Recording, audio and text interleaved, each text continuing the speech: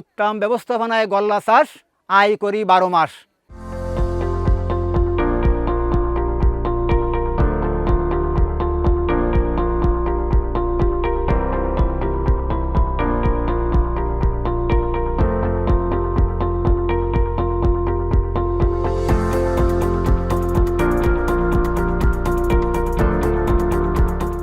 আমি মোহাম্মদ আবু সাইদ মোড়ল।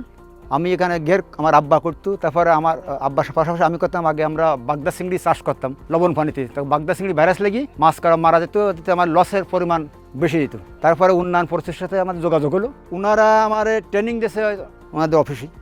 দেখছে গলদা চিংড়ি যে শতকে কটা মাছ দিতে হবে, তারপরে গলদা চিংড়ি মাঝে মাঝে চুন প্রয়োগ করতে হবে, মাছের এলো এই সম্পূরক খাবার দিলে এলো কী খাবার দিলে ভালো হবে, এই কয়বার দিলে ভালো হবে, এই সম্পর্কে আমাদের ট্রেনিং দিচ্ছে। ওনাদের সাথে যোগাযোগ করার পরে এখন আমার আয় রোজগার বেড়ে গেছে উন্নয়ন পরিষদের ধন্যবাদ। আর আমার দেখা দেখি পাশাপাশি আরও কৃষক উদ্বুদ্ধ হচ্ছে আর কি।